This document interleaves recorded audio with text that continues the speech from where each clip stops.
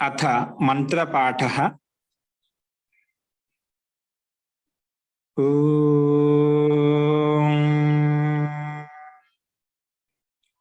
सहनाववतु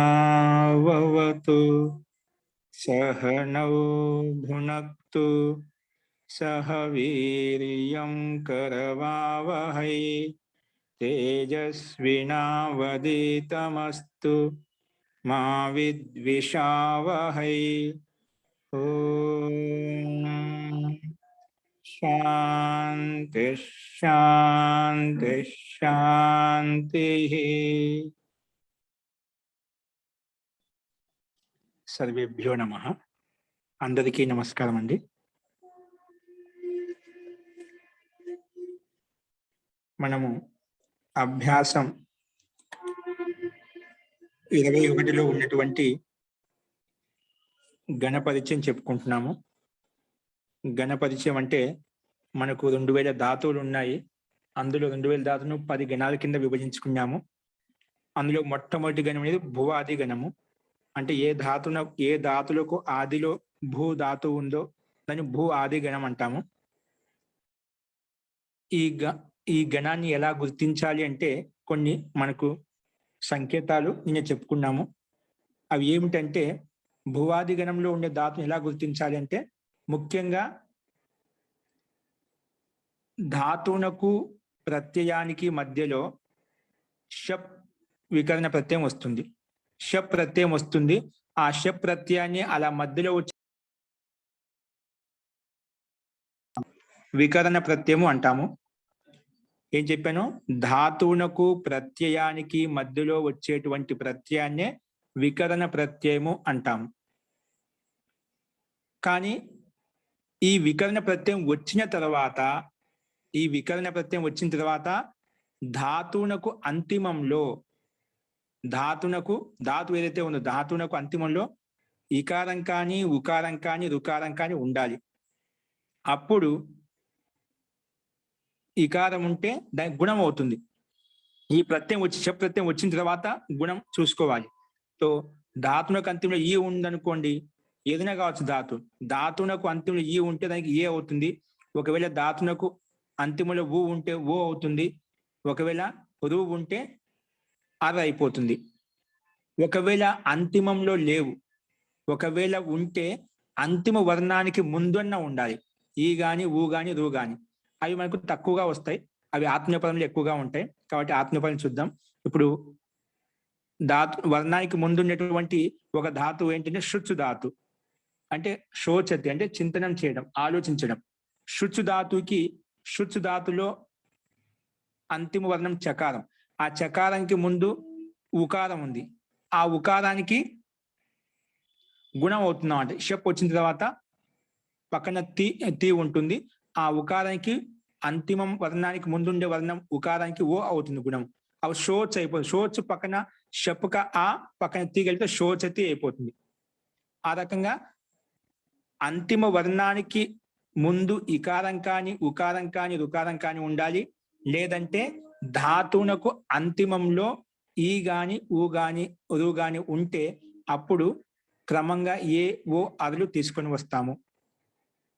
ఇది భువాది గణం యొక్క ముఖ్య విశేషత. ముందుగా ధాతువునకు ముందు ధాతు ఉంటుంది. ఆ ధాతు వచ్చిన వెంటనే లట్లకారంలో ఏకవచన ప్రథమ పురుష ఏకవచన తిప్పు తెచ్చుకుంటాం. తిప్పుకే డైరెక్ట్ గా తీ అని చెప్పాను. భూ చేత తీ తీసుకొచ్చినప్పుడు ఆ భూకి తీకి మధ్యలో షప్ ప్రత్యయం వస్తుంది. భూకి తీకి మధ్యలో షప్ ప్రత్యయం వస్తుంది.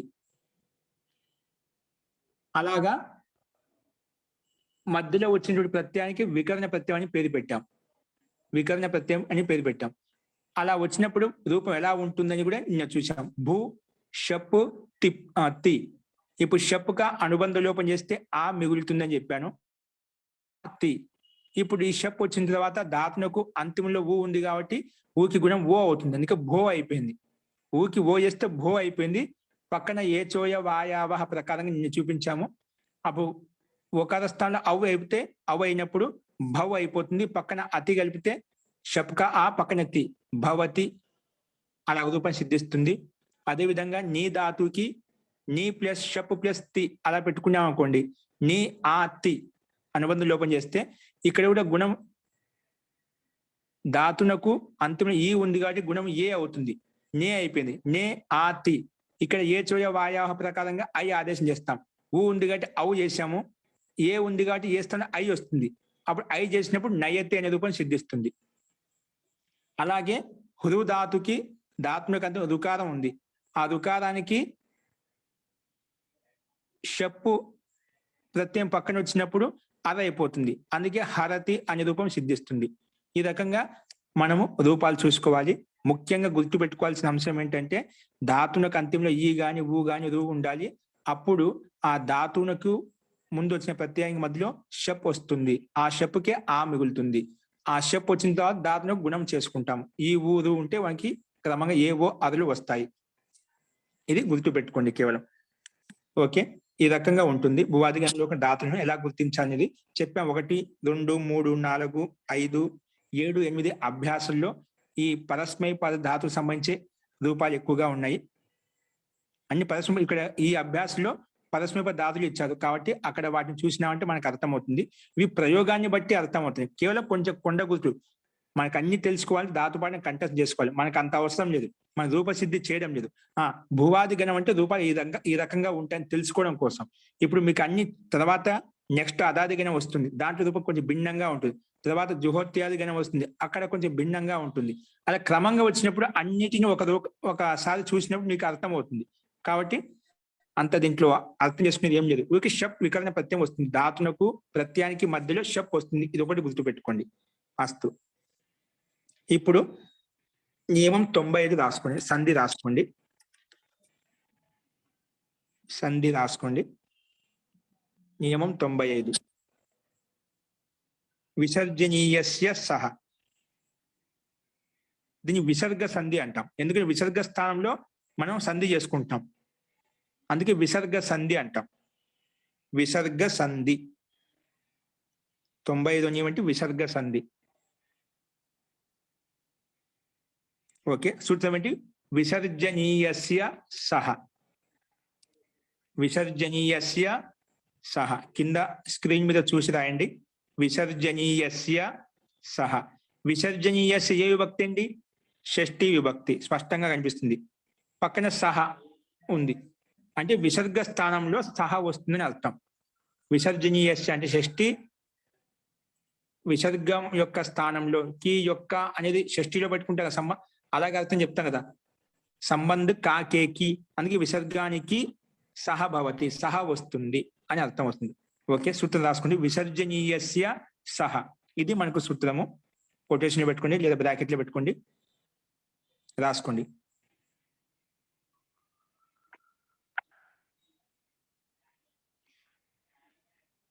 విసర్గము తర్వాత ఖరి వర్ణములు పక్కన ఉంటే, విసర్గము తర్వాత ఖరి అంటే ఖరి ప్రత్యాహారం ఉండే వర్ణములు, ఖరి వర్ణములు పక్కన ఉంటే, ఖరి వర్ణములు ప్రక్కన ఉంటే అంటే రాసుకుంటే అంటే వర్గాల యొక్క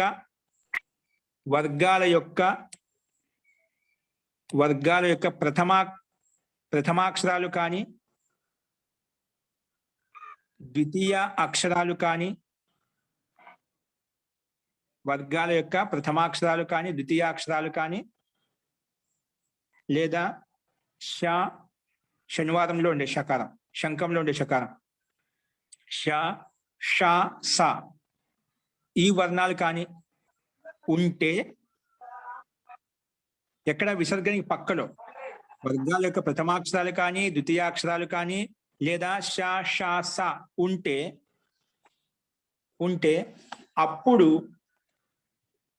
ఆ విసర్గ స్థానంలో సకారం వస్తుంది. ఆ విసర్గ స్థానంలో సకారం వస్తుంది.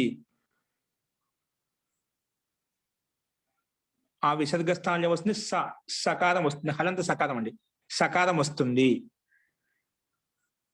ముందు ఆ విసర్గ స్థానంలో సకారం రావాలంటే ఉండాలి, పక్కన వర్గాల యొక్క ప్రథమాక్షరాలు కానీ లేదా ద్వితీయాక్షరాలు కానీ ఉండాలి.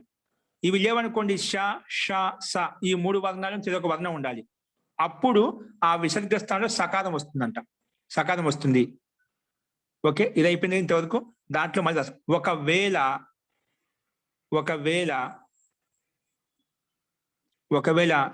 చవర్గము తరువాత, ఒకవేళ విసర్గము తరువాత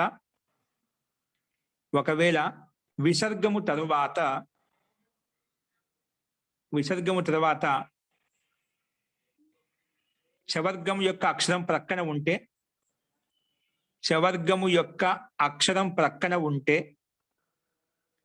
చవర్గము యొక్క ఒకవేళ చవర్గం వస్తే అప్పుడు చెప్తున్నాను. ఒకవేళ చవర్గము యొక్క అక్షరం పక్కన ఉంటే, చవర్గము యొక్క అక్షరము ప్రక్కన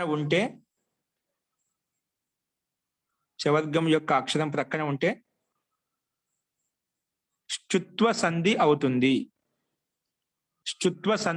అప్పుడు ఇది రాదండి. విసర్జన చేసి సా రాకుండా దానికంటే ముందు ఈ సూత్రం ష్టుత్వ సంధి అయిపోతుందన్నమాట. అది చూద్దాం. ఒకవేళ విసర్గం తర్వాత చవర్గం యొక్క అక్షరం ఉంటే అప్పుడు ష్టుత్వ సంధి జరుగుతుంది.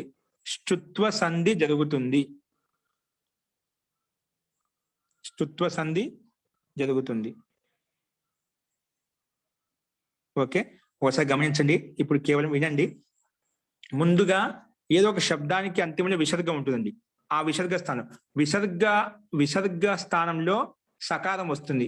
ఎవరు చెప్పి విసర్జనీయస్య విసర్గానికి సహ భవతి, సా వస్తుంది. కానీ ఎప్పుడు వస్తుంది?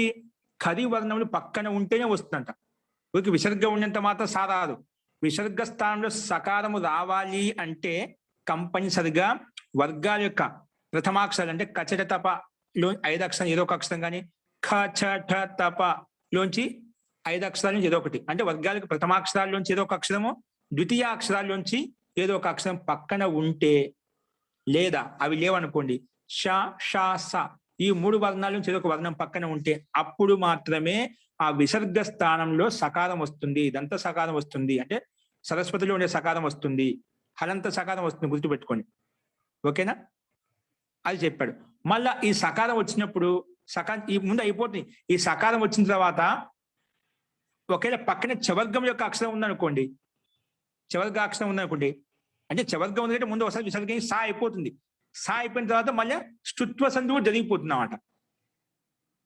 ఇప్పుడు విసర్గం తర్వాత చకారం ఉందనుకోండి, ఆ చకారం ఉంది కాబట్టి ఆ విసర్గం సా అయిపోతుంది.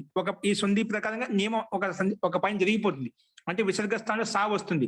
తర్వాత ఇంకోటి చవర్గం పక్కన ఉంది కాబట్టి ష్టుత్వ సంధి, స్తోహష్టునాష్టు ముందు చెప్పుకున్నాం. ఆ సంధి ప్రకారంగా మళ్ళీ ష్టుత్వ సంధి కూడా జరిగిపోతుంది.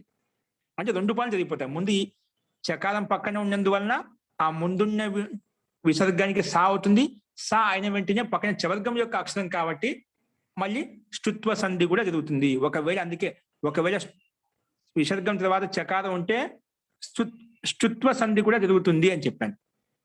ఓకే, ఇది మనకు విసర్గ సంధి యొక్క నియమము. ఇప్పుడు దీనికి సంబంధించి ఎగ్జాంపుల్స్ ఉంటాయి, రాసుకోండి. ఎలాగా చూద్దాం. హరిహి ప్లస్ త్రాయతే, ఇది మనకి ఎగ్జామ్. హరిహి ప్లస్ త్రాయతే. ఇక్కడ హరిహిలో విసర్గం కనిపిస్తుంది, పక్కన త్రాయతే ఉంది. అప్పుడు హరిహి ప్లస్ త్రాయతే సంధి చేయాలి. మనకి సంధి ఎందుకంటే కనిపిస్తుంది కాదు, కానీ సంధి ఎలా అవుతుంది? హరి విసర్గం ఉంది, ఆ విసర్గ స్థానంలో మనం విసర్జనీయస్య సహ రావాలి అంటే ఈ సూత్రం ప్రకారంగా పక్కనే ఉండాలి, ఖరి వర్ణములు పక్కన ఉండాలి. ఖరి వర్ణములు అంటే ఖరి ప్రత్యాహారంలో ఉండే వర్ణములు. ఖరి ప్రత్యాహారంలో ఏ వర్ణాలు వస్తాయని చెప్పాను? వర్గాల యొక్క ప్రథమాక్షరాలు కానీ ద్వితీయాక్షరాలు కానీ, లేదా ష, ష, స ఈ 3 అక్షరాలు ఏదో ఒక అక్షరం. ఇక్కడ ఏముంది మనకు? త్రాయతలు ఏముందండి? త్రాలు తకారం ఉందండి, అంటే తకారాంశం ఉంది. అంటే మొట్టమొదటిగా తాలు రా ఉంది, అంటే ముందుగా తకారం ఉంది, అంటే తవర్గం యొక్క అక్షరం ఉంది, అంటే ఖరి వర్ణంలో ఉంది కదా. కాబట్టి మొదటి అక్షరమే కాబట్టి అది పక్కనే ఉంది కాబట్టి ముందున్నటువంటి హరిహిలో ఉండే విసర్గానికి సకారం అవుతుంది. అప్పుడేమవుతుంది? హరిస్ పక్కన త్రాయతే. ఊరిక ఉండాలంతే. త్రాయతే ఎలా ఉందో అలాగే ఉంటుంది. ఊరిక ఉంటే అప్పుడు ముందున్నటువంటి ఆ విసర్గానికి సకారం అవుతుంది. అందుకే కలిపి రాస్తే ఏమిటి? హరిస్ త్రాయతే ఈజ్ ఈక్వల్ టు రాస్తే హరిహి ప్లస్ త్రాయతే హరిస్త్రాయతే. ఓకే, రాసుకోండి. హరిహి ప్లస్ త్రాయతే హరిస్త్రాయతే. హరిహి ప్లస్ త్రాయతే, దాన్ని కలిపితే విసర్గ స్థానం సకారం వస్తే హరిస్త్రాయతే అలా వస్తుంది. హరిస్త్రాయతే. నెక్స్ట్ రాసుకోండి. రామ ప్లస్ తరతి. రామ ప్లస్ తరతి, ఇది ఎగ్జాంపుల్. రామహలో మహలో విసర్గం కనిపిస్తుంది, స్పష్టంగా కనిపిస్తుంది. ఆ విసర్గానికి మనము సా చెయ్యాలి అంటే విసర్జనీయస్య సహా వచ్చి విసర్జనీయానికి సకారం చేస్తా ఉంటుంది. విస్తృతం ఉంటుంది, విసర్గానికి సకారం చేస్తుంది. కానీ ఎప్పుడు చేస్తుంది? ఖరి వర్ణములు పక్కన ఉంటేనే. ఇక్కడ ఏముంది? తరతిలో తకారం తవర్గం యొక్క అక్షరం ఉంది. ఇక్కడ కూడా మొదటి అక్షరం చూసుకోవాలి. పక్క పదానికి మొదటి అక్షరము కచట తప లేదా ఖచట తప, ఈ 10 వర్ణాల నుంచి ఒక వర్ణం ఉండాలి. ఇక్కడ మనకు మొట్టమొదటి వర్ణమే తవర్గం యొక్క అక్షరం ఉంది కాబట్టి ఆ ముందున్నటువంటి విసర్గానికి మనం ఏం చేస్తాము?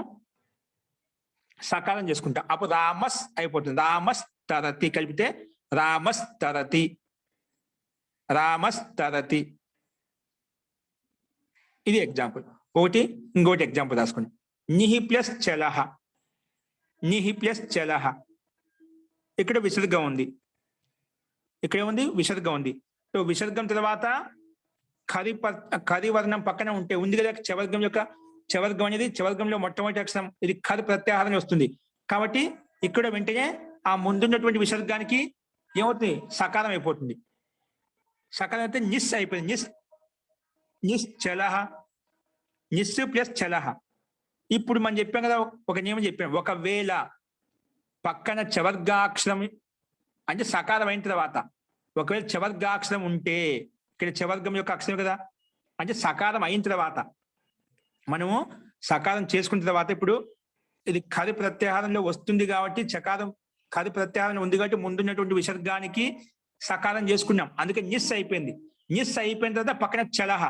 ఇప్పుడు ఈ స్థితిలో మళ్ళీ చవర్గం యొక్క అక్షరం కాబట్టి స్తోహుశ్చునాశ్చు, సకారం తర్వాత ఒకవేళ చవర్గాక్షరం పక్కన ఉంటే ఆ ముందున్నటువంటి దంత సకారానికి నేను తాళవ్య సకారం చేస్తాను అని ఈ సంధి కూడా వచ్చేస్తున్నాం. అంటే అప్పుడు ఏమవుతుంది?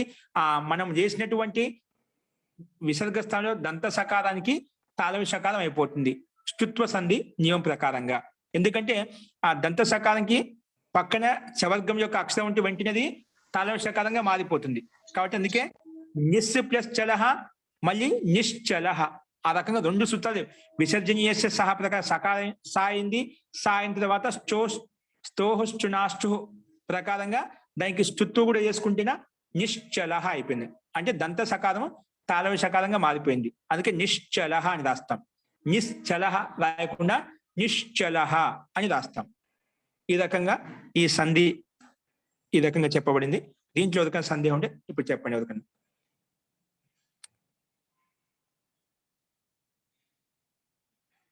గురుగారు ఒకసారి రాసి చూపించండి మహోదయ. ఏంటండి? ఒకసారి బోర్డు మీద రాసి చూపించండి గురుగారు. ఎవరికైనా అర్థం కాలేదా?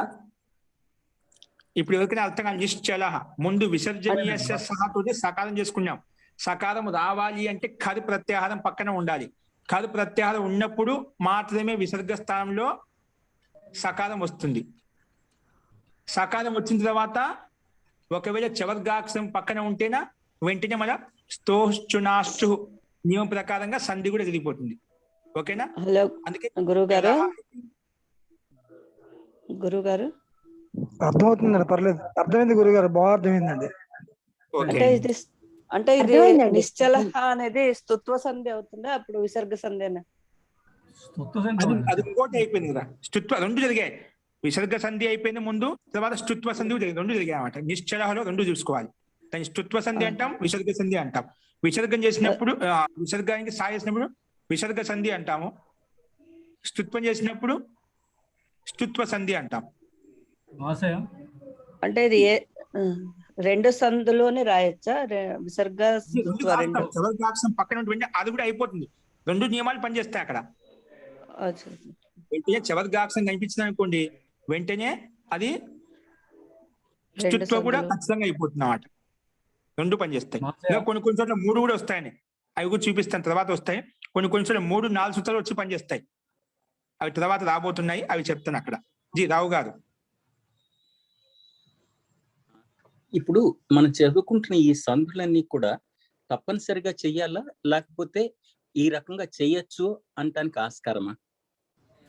కలిపి రాస్తాం. మనకు వర్ణాలు తగ్గించి రాయాలంటే సంహిత అంటే ఏమిటి?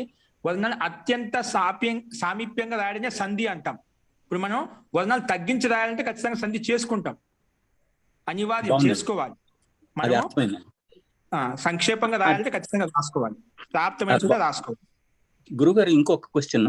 రామః తరతి అన్నాం కదా, రామస్తరతి కలిపి సంధితోటి అయితే మనము రామో తరతి అని కూడా ఒక్కొక్క చోట చదువుతాం కదా.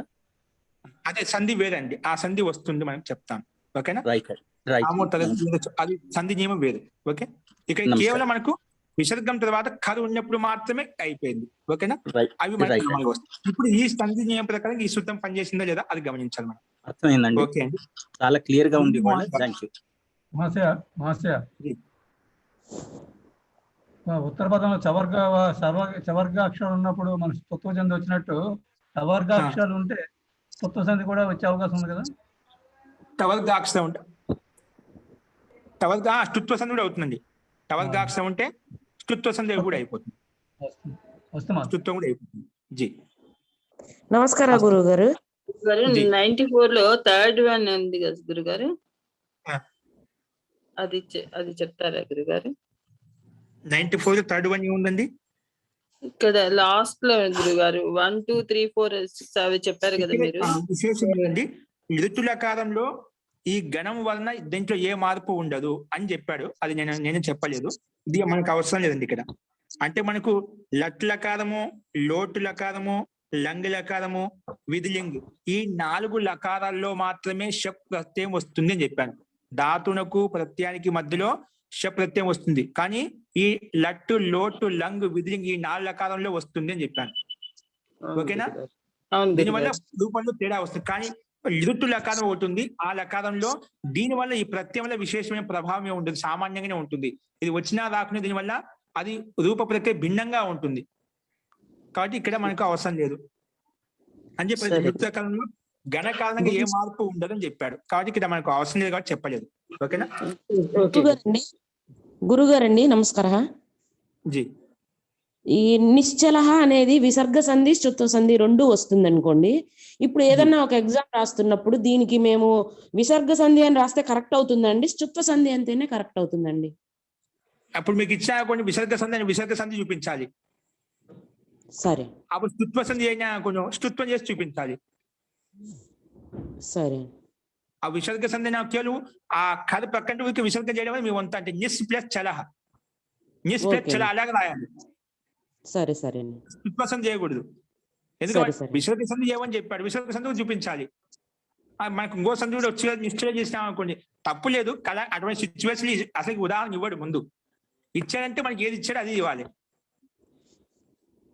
ఓకేనా? మనకి కన్ఫ్యూజ్ చేయడం కోసం ఇవ్వచ్చు, అది పెద్ద పెద్ద కాంపిటీషన్ ఎగ్జామ్స్ లో ఇస్తూ ఉంటారు అనమాట. అప్పుడు మనము యుక్తిపూర్వకంగా ఆలోచించి ఇవ్వాలి. స్తుత్వ సంధి చెప్పాడా, విసర్గ సంధి చెప్పాడా, ఏం చేయాలి దీంట్లో, అది ఒకటే అడుగుతాను అన్నమాట. అటువంటి సందర్భం వచ్చి ఒకటే అడుగుతాడు. అస్తు అండి, అస్తు. ఇవి మనకు అభ్యాసం 21లో ఉన్నటువంటి మనము నియమాలు చెప్పుకున్నామండి. కొన్ని ఉపసర్గాలు చెప్పుకున్నాము, కొంచెం గణ పరిచయం చూసాము, ఇంకా విసర్గ సంధి చూసాము. వీటికి సంబంధించిన వాక్యాలు ఉన్నాయి, అవి మనం రేపు చెప్పుకుందాము. దానికంటే ముందు అభ్యాసం 20లో సంస్కృత వాక్యాలకు ఆన్సర్ చెప్పుకోవాలి. కాబట్టి ముందుగా అవి రాసుకుందామండి. అందరు మీరు రాసే ఉంటారు కాబట్టి రాసిన వాళ్ళంతా వీటిని సరి చేసుకోండి. తప్పులుంటే సరి చేసుకోండి. సందేహం ఉంటే హ్యాండ్ సింబల్ ప్రెస్ చేసి ఆ సందేహాన్ని అడగండి. నేను పిలుస్తాను, మీరు పిలిచినప్పుడు ఖచ్చితంగా మీ డౌట్ క్లారిఫై అవుతుందండి.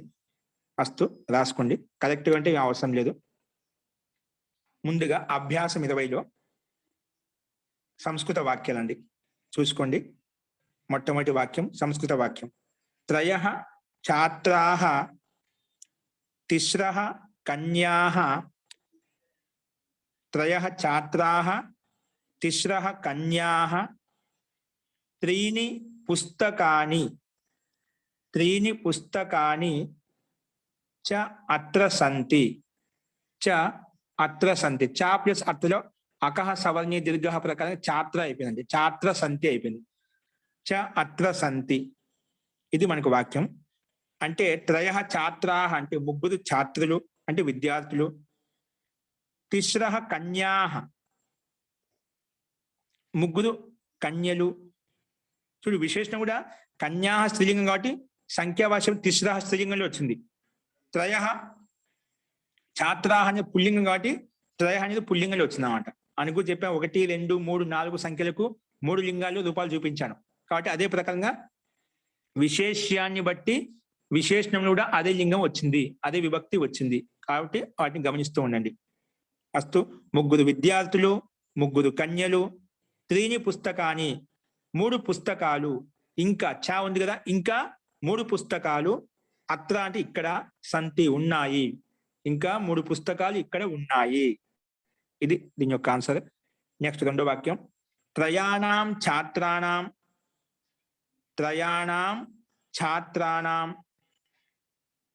తిస్రూణాం కన్యానాం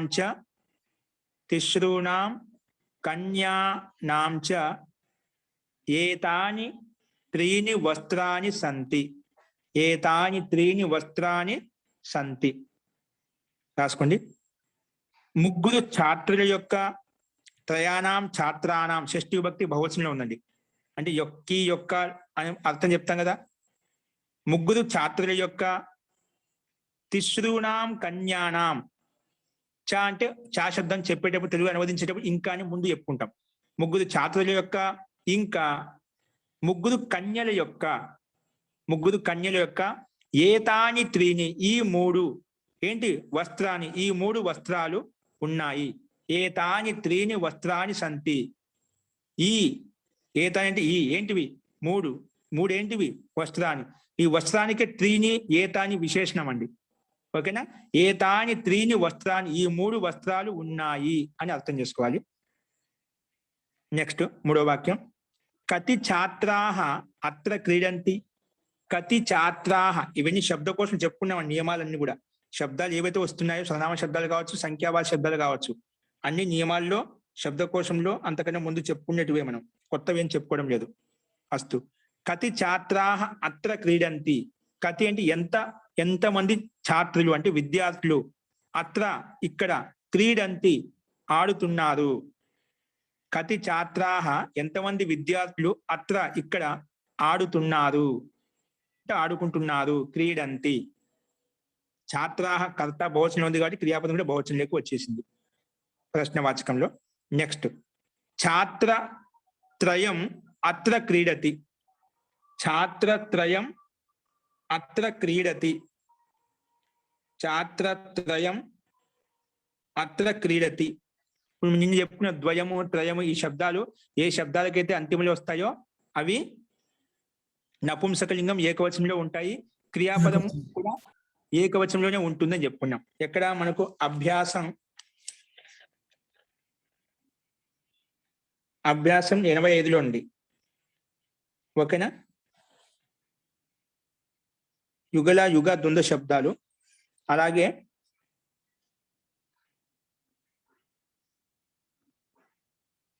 అక్కడ యుగ ద్వంద్వ ఈ శబ్దాలు వచ్చినప్పుడు, కానీ ఇక త్రయం శబ్దం ఈ శబ్దాలు వచ్చినప్పుడు మనకు ఛాత్రత్వయం, త్రయం, ఛాత్రద్వయం ఈ రకంగా అర్థం చూసుకుంటాము. ఒకసారి మళ్ళీ చూడండి. ఛాత్రత్రయం అత్ర క్రీడతి అంటే ముగ్గురు ఛాత్రులు. ఛాత్రత్రయం, త్రయం అంటే 3, ముగ్గురు ఛాత్రులు అత్ర క్రీడతి ఆడుకుంటున్నారు. ఇప్పుడు ఛాత్రత్రయం అనేది ఒకటే శబ్దం కాబట్టి ఒకే పదం కింద తీసుకున్నాం కాబట్టి నపుంసకలింగం ఏకవచనంలో ఉంది కాబట్టి క్రియాపదం ఏకవచనంలో తీసుకున్నాం అనమాట. కర్తని బట్టి క్రియాపదం వచ్చేసింది అనమాట. ఛాత్రత్రయం అత్ర క్రీడతి, ముగ్గురు ఛాత్రులు ఇక్కడ ఆడుకుంటున్నారు. నెక్స్ట్. ఛాత్రత్రయీ వేదత్రయీం పఠతి. ఛాత్రత్రయీ వేదత్రయీ అంటే ముగ్గురు విద్యార్థినీలు. ఛాత్రత్రయీ అంటే విద్యార్థినీలు. వేదత్రయం అంటే 3 రిక్, యజు, సామ అని చెప్పాను. ఋగ్వేదము, యజుర్వేదము, సామవేదాలను ఈ ద్వితీయ భక్తి ఏకవచనం అండి. వేదత్రయీం రిక్, యజు, సామాలను పఠతి చదువుతున్నారు. ఛాత్రత్రయీ వేదత్రయీం పఠతి, చదువుతున్నారు. నెక్స్ట్, త్రయంబకః త్రిపురారిః వా త్రిభువనం భయాత్రాయతే. త్రయంబకః అంటే శివుడు, త్రిపురారిః అన్న కూడా శివుడే. అంటే వా అంటే లేదా, త్రయంబకః లేదా త్రిపురారిః.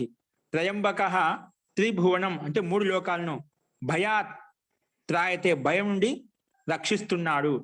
అంటే శివుడు త్రిభువనాన్ని అంటే 3 లోకాలను భయాత్ భయం నుండి, త్రాయతే రక్షిస్తున్నాడు. లేదా త్రిపురారిః అంటే శివుడు, ఆయనకు అనేక పేర్లు ఉన్నాయి, శివుడికి అనేక పేర్లు ఉన్నాయి. ఇక్కడ ఒక 2 శబ్దాలు ప్రసిద్ధమైన చూసుకున్నాం, మనం చెప్పుకున్నాము. త్రిపురారిః త్రిభువనం, ఇది ద్వితీయ భక్తి ఏకవచనంలో ఉంది. 3 లోకాలను భయాత్ భయం నుండి, త్రాయతే రక్షిస్తున్నాడు. నెక్స్ట్ అండి, త్రివర్గః మనుష్యస్య లక్ష్యం అస్తి. త్రివర్గః అంటే త్రివర్గం అంటే ధర్మము, అర్థము, కామం, ఈ 3 అండి. వీటిని త్రివర్గ అంటాం. ధర్మము, అర్థము, కామము మనుషుని యొక్క లక్ష్యము. మనిషి యొక్క లక్ష్యం ఏంటి అంటే త్రివర్గ మనుష్యస్య లక్ష్యం అస్తి. అంటే ధర్మము, అర్థము, కామము ఈ 3 మనుషుని యొక్క లక్ష్యము. కాబట్టి ఈ 3 సంపాదించుకోవాలి.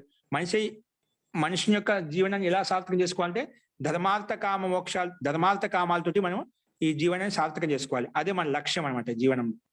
అస్తు, త్రివర్గ అంటే ధర్మార్థ కామము మనుషుని యొక్క లక్ష్యము. నెక్స్ట్, త్రివేణ్యాం త్రిపథగాయాః అపః శిష్యః పిబతి. త్రివేణ్యాం అంటే గంగా, యమున. త్రివేణి అంటే ఏంటి? 3 నదులు కలిసేటువంటి సంగమ స్థలాన్ని త్రివేణి అని చెప్పాం.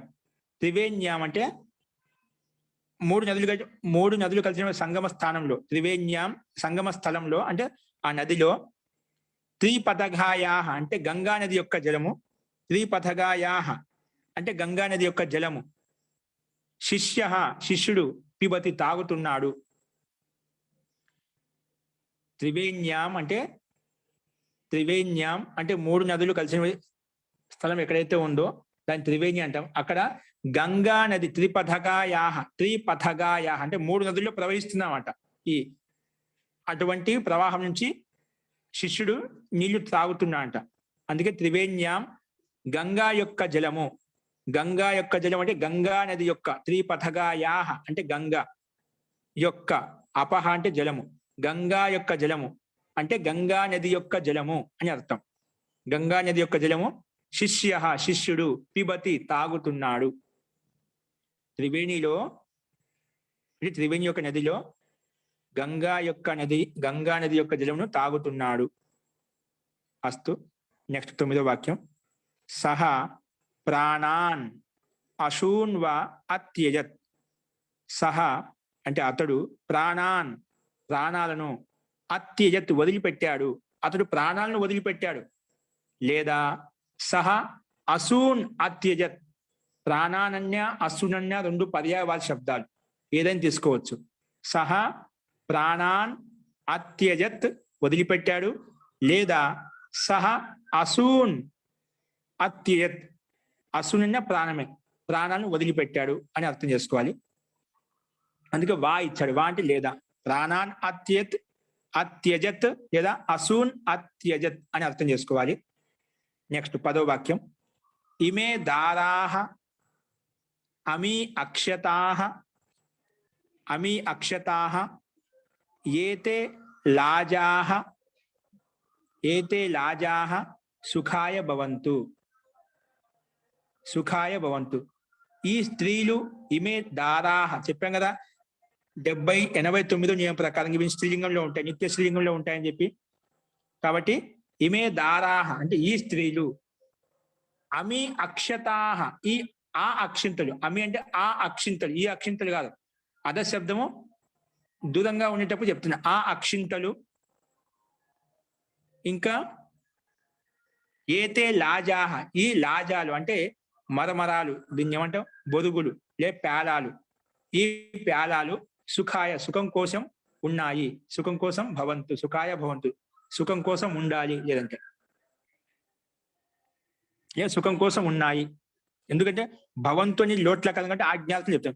సుఖం కోసం ఉండాలి. ఈ స్త్రీలు, ఆ అక్షింతలు, ఈ పేలాలు సుఖం కోసం ఉండాలి. సుఖాయ భవంతు, సుఖం కోసం ఉండాలి. అస్తు. 11వ వాక్యం. వర్షాసు సికతాసు అప్సుచ సుమనసః తరంతి.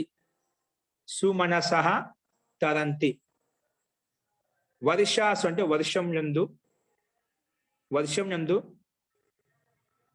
సికతాసు ఇసుక వర్షంలో ఇసుక యందు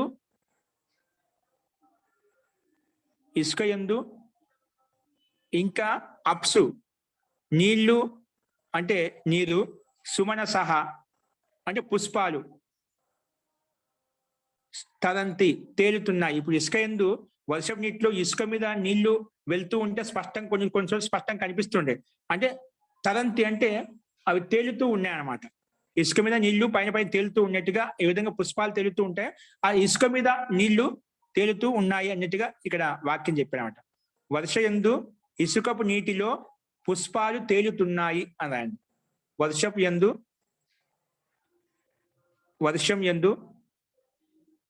ఇసుక నీటిలో అంటే ఇసుకతో కూడినటువంటి నీటిలో, ఇసుక ఖచ్చితంగా వర్షం వస్తుంది, ఇసుక కూడా ఆటోమేటిక్గా వస్తూ ఉంటుంది. అలాంటి స్థలం తీసుకుందాం ఏదైనా ఒకటే. వర్షపు నీటిలో ఇసుక నీటి యందు సుమనసః అంటే సుమనసన పుష్పాలు తేలుతున్నాయి. ఇసుక నీటి యందు పుష్పాలు, సుమనస అంటే పుష్పాలు తేలుతున్నాయి. వర్షములో ఇసుక నీటి యందు సుమనసః పుష్పాలు తేలుతున్నాయి. అస్తు. 12వ వాక్యం. ఏతాః అప్సరసః త్రిభువనే, 3 లోకాలు 3 భువనాల్లో మోదేరన్ ప్రసన్నంగా ఉండాలి. ఏతాః అప్సరస ఈ అప్సరసలు త్రిభువనే 3 లోకాల్లో మోదేరన్ ప్రసన్నంగా ఉండాలి. ఇది విధిలింగము. ఎందుకంటే మన ప్రసంగం కూడా ఇది అభ్యాసంలో విధిలింగం రూపం ఇవ్వబడింది ఆత్మీయ పదంలో. మోదేరన్ సేవేత సేవేయాతాం సేవేరన్, అలాగా మోదేత మోదేయాతాం మోదేరన్ ప్రథమ పురుషము బహువచనంలో విధిలింగి లకారం, లింగి లకారంలో ఆజ్ఞ ఇవ్వడం, ఆజ్ఞ తీసుకోవడం. ఇక్కడ ఆజ్ఞ ఇస్తున్నాం. ఈ అప్సరసలు త్రిభువనాల్లో అంటే 3 లోకాల్లో మోదేరని ప్రసన్నంగా ఉండాలి. అస్తు. ఇంకేమిచ్చే దాంట్లో వర్ధేరంచ ఇంకా వృద్ధి చెందాలి, అభివృద్ధి చెందాలి. ఇంకా వర్ధేరన్ అంటే పెరగాలి, అంటే వృద్ధి చెందాలి, అభివృద్ధి చెందాలి అని అర్థం. ప్రసన్నంగా ఉండాలి, ఇంకా వృద్ధి చెందాలి అంటే అభివృద్ధి చెందాలి. అస్తు. 13వ వాక్యం. ఏతాః పంచసమాః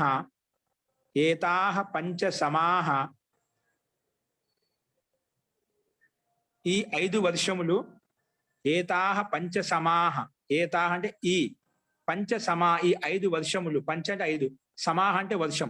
ఈ 5 వర్షములు సహ అతడు గురువును సేవేత సేవించాలి, మోదేత చ ఇంకా ప్రసన్నంగా ఉండాలి. ఈ 5 సంవత్సరములు వర్షములు లేదంటే అతడు గురువును, నీ నూల గురించి ఉండే ద్వితీయ భక్తి కదా, కర్మ కాబట్టి ద్వితీయ భక్తి పెట్టాం. గురువును సేవేత సేవించాలి, మోదేత చ అంటే ఇంకా ప్రసన్నంగా ఉండాలి, ఇంకా ప్రసన్నంగా ఉండాలి. ఇవి మనకు సంస్కృత వాక్యాలండి. ఇప్పుడు కింద తెలుగు వాక్యాలు కూడా ఉన్నాయి, అవి కూడా చూద్దాము. రాసుకోండి ముందుగా. తెలుగు వాక్యాలకి సంస్కృత ఆన్సర్స్. మొట్టమొదటి వాక్యం. ముగ్గురు గురువులు, ముగ్గురు బాలికలు, ఇంకా 3 వస్త్రములు అక్కడ ఉన్నాయి. 3 వస్త్రములు అక్కడ ఉన్నాయి. దీని అర్థం వచ్చేసి ముగ్గురు గురువులు అంటే త్రయః గురవః, తిస్రః బాలికాః, త్రీణి వస్త్రాని చ త్రీని వస్త్రాని చ తత్ర సంతి, అక్కడ ఉన్నాయి. తత్ర సంతి. త్రీని వస్త్రాని చ ఇక్కడ పెట్టాను, ఇంకా అనే పదానికి లాస్ట్ పెట్టా. వస్త్రాని చ, ఇంకా 3 వస్త్రాలు అక్కడ ఉన్నాయి. తత్ర సంతి, అక్కడ ఉన్నాయి. ఓకే, నెక్స్ట్ అండి 2వ వాక్యం. ముగ్గురు ఛాత్రులకు ఇంకా 3 విద్యార్థినీలకు అంటే బాలికలకు 3 పుస్తకాలు 3 సార్లు ఇవ్వు. 3 పుస్తకాలు 3 సార్లు ఇవ్వు.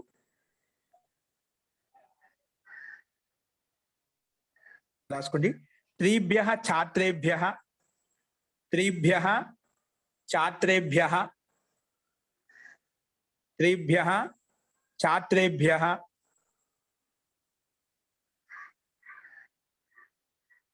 తిస్రుభ్యః ఛాత్రాభ్యః, తిస్రుభ్యః ఛాత్రాభ్యః విద్యార్థినులకు, ఛాత్రాభ్యః స్త్రీలింగం అండి. ఛాత్రాభ్యః ఇది చతుర్థి విభక్తిలో ఉంది. ఏతాని త్రీని పుస్తకాని, ఏతాని త్రీని పుస్తకాని త్రివారం, ఈ 3 పుస్తకాలు 3 సార్లు త్రివారం దేహి లేదా యచ్చ. ఎవరికైతే ఇస్తున్నామో వాళ్ళు చతుర్థి విభక్తి రావాలి. ఇక్కడ ఎవరికి ఇస్తున్నామండి? 3 బాలకులకి ఇస్తున్నాం, 3 బాలికలకి ఇస్తున్నాం. కాబట్టి వాళ్ళకి చతుర్థి విభక్తి పెట్టుకున్నామట. అందుకే త్రిభ్యః ఛాత్రేభ్యః, తిస్రుభ్యః తిస్రుభ్యః తిస్రుభ్యః ఛాత్రాభ్యః, తిస్రుభ్యః ఛాత్రాభ్యః ఏతాని త్రీని పుస్తకాన్ని, ఈ 3 పుస్తకాలు ఏతాని త్రీని పుస్తకాన్ని త్రివారం 3 సార్లు, త్రివారం దేహి 3 సార్లు ఇవ్వు. త్రివారం దేహి లేదా యచ్చ, యచ్చ లేదా దేహి. అస్తు. నెక్స్ట్ 3వ వాక్యం.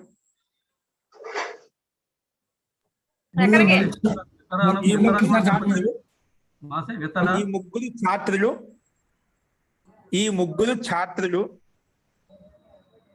ఆ వాక్యం 2వ వాక్యం మళ్ళీ అడిగేట్టున్నారు, ఒకసారి చూసుకోండి. కూడా చెప్పొచ్చు కదండి, దేహితో పాటు వితర కూడా అనొచ్చు కదా. ఇతర రాదండి. ఇతర అంటే వితర చెప్పచ్చు. విపుర వితర అలా కూడా చెప్పచ్చు. వితర అంటే కూడా ఇవే ఇస్తున్నా అట్లా కూడా చెప్పుకోవచ్చు. అస్తు. 3వ వాక్యం. ఏతాని పుస్తకాన్ని తర్వాత గురుగారు, ఏతాని పుస్తకాన్ని త్రివారం దేహి, త్రివారం త్రివారం దేహి 3 సార్లు, త్రివారం అంటే 3 సార్లు ఇవ్వు. అస్తు. పుస్తకాన్ని రాయచ్చ మహోదయ. ఏంటండి? త్రీనీచ పుస్తకాన్ని త్రివారం దేని రాయచ్చ? త్రీనీచ పుస్తక త్రివారం, త్రీనీచ పుస్తకాన్ని త్రివారం దేని రాయొచ్చు, ఇబ్బంది లేదు. అలా కూడా రాయొచ్చు. 3 పుస్తకాలు 3 సార్లు, త్రివారం త్రీని పుస్తకాన్ని 3 సార్లు ఇవ్వండి.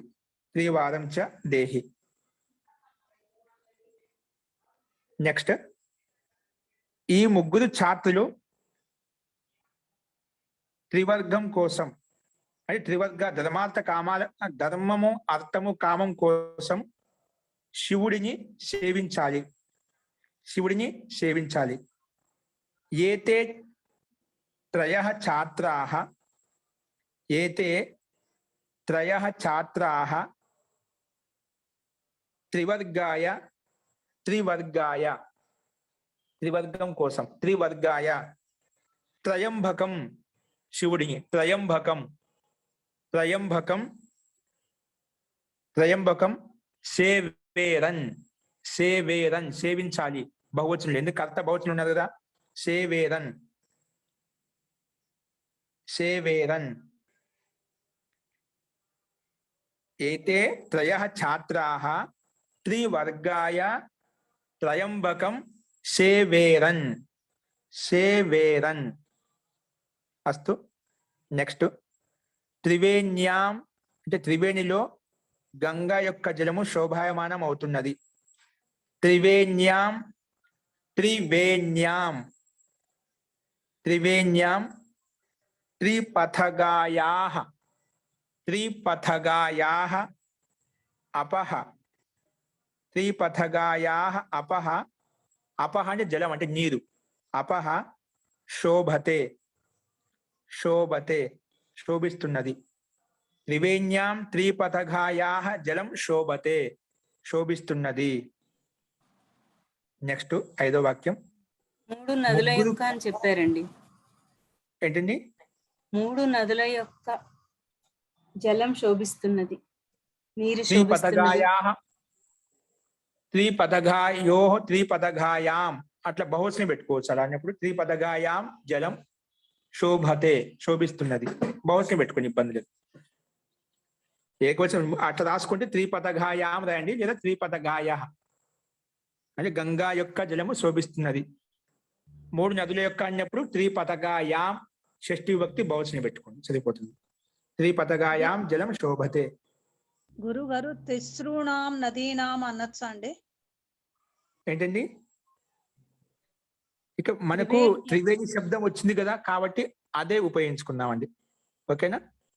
త్రివేణి శబ్దము త్రిపథ ఉపయోగించుకోవచ్చండి. త్రివేణ్యాం శోభతే. త్రివేణ్యాం త్రివేణి శబ్దం మీరేం చెప్పారు? త్రివేణ్యాం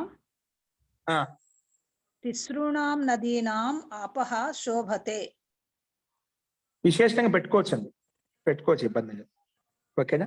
ఇప్పుడు త్రివేణిలో 3 నదుల యొక్క ఇప్పుడు బహువచనం డైరెక్ట్ పెట్టేసే మళ్ళీ సంఖ్యావాచక శబ్దం అవసరం లేదు, విశేషణ శబ్దానికి అవసరం లేదు. షష్ఠి విభక్తి బహువచనం పెట్టాం కదా, తిస్రూణాం నదీనాం అలాగే రాసుకోవచ్చు. మనకు గంగా శబ్దాన్ని షష్ఠి విభక్తి బహువచనం పెట్టాము, లేదా సంఖ్యావాచక శబ్దం కూడా పెట్టుకోవచ్చు. అస్తు. 3 కన్యలు వేదత్రయిని 3 సార్లు 3 రకాలుగా చదవాలి. 3 సార్లు 3 రకాలుగా చదవాలి. త్రయః కన్యా తిస్రః కన్యాః తిస్రః కన్యాః వేదత్రయీం త్రయీం ద్వితీయ భక్తి ఏకవచనం, ఈ బింది వస్తుంది పైన. వేదత్రయీం త్రివారం త్రివారం త్రిధా త్రిధా పఠేయుః పఠేత్ పఠేతాం పఠేయుః పరస్మ పదం ఉంది, ఇది పఠేయుః అని చెప్పాను. తిస్రః కన్యాః వేదత్రయీం వేదత్రయీం 3 సార్లు అంటే త్రివారం 3 రకాలుగా. త్రిధా ఒత్తుధా త్రిధా పఠేయుః చదవాలి. త్రిధా పఠేయుః చదవాలి.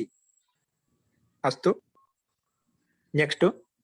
నా రెండింతలు తినవద్దు, 3 పని చేయవద్దు. నా ద్విగుణం ఖాద నా ద్విగుణం ఖాద నా త్రిగుణం చ కార్యం కురు. నా త్రిగుణం చ కార్యం కురు. నా 3 పని చెయ్యి అంటే చేయవద్దు అని అర్థం. నువ్వు 2 పని చేయొద్దు, 2 పని చేయొద్దు, నేను 2 తినవద్దు, 3 పని చేయవద్దు. నా ద్విగుణం ఖాద నా త్రిగుణం చ కార్యం కురు. నా త్రిగుణం చ కార్యం కురు. ఇక్కడ నా ముందుగా నిషేధించాలన్నమాట. నా ద్విగుణం ఖాద నా త్రిగుణం చ ఇంకా నా 3 పని చేయవద్దు, కార్యం కురు. అస్తు. ఎన్ని వర్షములు అయ్యింది? ఇది మధ్యమ పురుష వాడారా అండి ఇక్కడ? చెయ్య 2 పని చేయవద్దు, 2 తినవద్దు, 3 పని చేయవద్దు. నీవు త్వం మధ్యమ పురుషం అండి, కర్తత్వంగా భావించుకోవాలి. కాదతు కురుత కూడా అలా కూడా అనొచ్చేమో, అట్లా పెట్టుకోవచ్చు. అంటే అతడు అది కర్త మనం ఏం పెట్టుకోవాలి మన మీద డిపెండ్ అయి ఉంటుందండి. మనము ప్రథమ పురుషుని పెట్టుకోవచ్చు, మధ్యమ పురుషుని పెట్టుకోవచ్చు, ఉత్తమ పురుషుని పెట్టుకోవచ్చు. ఒకవేళ అతడు 2 తినవద్దు, 3 పని చేయడం వద్దు అతడు అన్నప్పుడు, ఒకవేళ నీవు 2 తినవద్దు, 3 పని చేయవద్దు అని మధ్యమ పురుషంలో, నేను 2 తినను, 3 పని చేయను, ఇది ఉత్తమ పురుషుని పెట్టుకోవచ్చు. మనం వాక్యం చెప్పే విధాన్ని బట్టి ఉంటుంది. ఇక్కడ మధ్యపురుషులు చెప్పాం కాబట్టి ఒకసారి చెప్పనా మహోదయ, ఇంకొకసారి లైన్. ఇక్కడ కర్తను త్వం భావించుకోవాలి. త్వం నా ద్విగుణం కాదా, త్వం శబ్దం యాడ్ చేసుకోండి. త్వం నా ద్విగుణం కాదా, నా రెండింతలు కదా మహోదయ తినొద్దనింది. రెండింతలు తినవద్దు, ఇంకా మూడింతలు పని చేయవద్దు కదా. అందుకే నా త్రిగుణం కార్యం కురు, నా త్రిగుణం కార్యం కురు, నా నిషేధించగల కురు అని చెప్పి చేయవద్దు, నువ్వు చేయవద్దు. ఫస్ట్ రెండింతలు తినవద్దు అన్నారు కదా, నా త్రిగుణం కాదా అంటారా రెండింతలకు కూడా? ద్విగుణం, అది ద్విగుణం అండి. ముందు ద్విగుణం, అది త్రిగుణం. అస్తు మహోదయ. మహోదయ ఇప్పుడు ప్రథమ పురుషంలో అయితే నా ద్విగుణః కాదతు రాయచ్చు. నా ద్విగుణం ఖాదతు, నా సహ నా ద్విగుణం ఖాదతు, నా త్రిగుణం చ కార్యం కరోతు కరోతు. ఉత్తమ పురుషంలో అహం నా ద్విగుణం ఖాదాని, నా త్రిగుణం చ కార్యం కరవాణి. ఓకేనా గురువు గారు? ద్విగుణ నా ఖాదవ్యం, త్రిగుణ నా కర్తవ్యం చ అని కూడా అనొచ్చా అండి? అది మనం చెప్పుకోలేదు కదండి, కాబట్టి ఇక్కడ మనం చెప్పుకోవచ్చు, రాసుకోవచ్చు. కానీ ఆ ప్రత్యయాలు ఇచ్చిన చెప్తున్నాం. ఇప్పుడు లకాలను ఉపయోగిస్తున్నాం కాబట్టి ఇవే ఉపయోగించి రాద్దాం. ఓకేనా? నెక్స్ట్ రాసుకోండి. ఎన్ని వర్షములు అయ్యాయి అతడు ప్రాణాలను వదిలిపెట్టి, కతి సమాహ అభవన్, కతి సమాహ అభవన్. ఎన్ని వర్షములు అయ్యాయి, కతి సమాహ అభవన్, సహ ప్రాణాన్ అత్యజన్, సహ ప్రాణాన్ అత్యజ్, సహ కర్త కదా, సహ ప్రాణాన్ అత్యజ్, ప్రాణాన్ని వదిలిపెట్టి. కతి సమాహ అభవన్, ఎన్ని సంవత్సరములు, ఎన్ని వర్షములు అయ్యాయి. సహ అతడు ఇక్కడ ప్రాణాన్ త్యక్త్వా అని కూడా రాయకండి. ఏంటండి?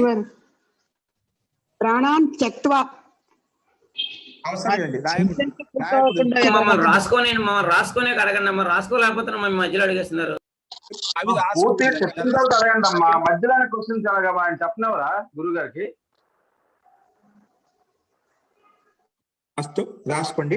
ఇక్కడ మనము నేను ముందు చెప్తుంటా అండి, త్యక్త్వాలో దించండి త్వా ప్రత్యయాంతం, ఇవన్నీ మనం తర్వాత వస్తాయండి. ఇప్పుడు ఓన్లీ లకాలను ఉపయోగించి ఎలా వాక్యాలు తయారు చేసుకోవాలి, ఇప్పుడు విధిలింగాన్ని ఉపయోగించి వాక్యాలు చెప్పుకుంటున్నాం, శబ్దకోశాన్ని బట్టి వాక్యాలు చెప్పుకున్నాం, అందులోంచే ఉండాలన్నమాట. తర్వాత అన్ని రకరకాలు రాసుకోవచ్చు.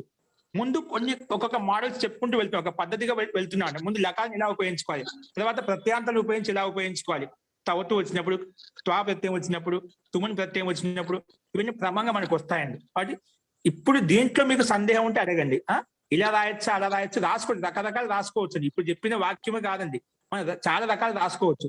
ఒక పద్ధతి చెప్పుకుంటున్నాం, ఒక విధానం చెప్పుకుంటున్నాం, ఇలా ఉంటుంది, ఇలా లకాలను ఉపయోగించినప్పుడు. కాబట్టి దీంట్లో మీరు క్వశ్చన్ ఉంటే అడగండి. ఓకేనా? అస్తు. గురుగారు క్షమించండి గురుగారు, ఈ క్లాసు అసలు సంస్కృతం రాని వాళ్ళ కోసం పెట్టారు.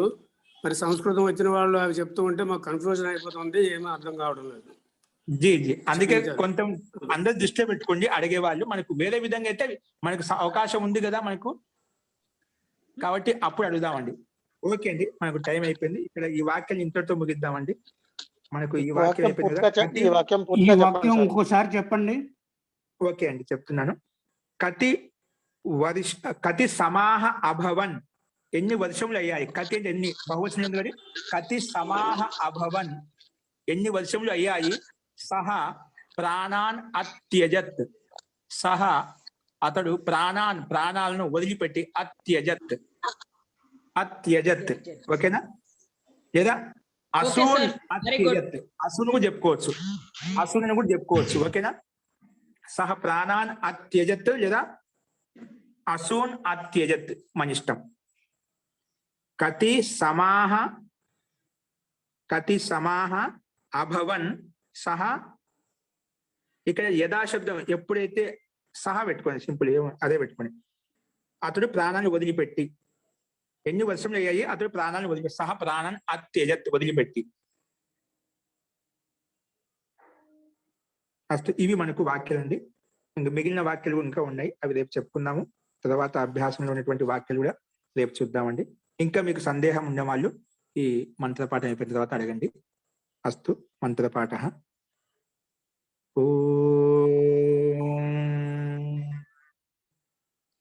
సర్వే భవంతు సుఖినః, సర్వే సంతు నిరామయాః, సర్వే భద్రాణి పశ్యంతు, మా కశ్చిద్ దుఃఖ భాగ్ భవేత్. ఓం శాంతి శాంతి శాంతి. సర్వేభ్యో నమః.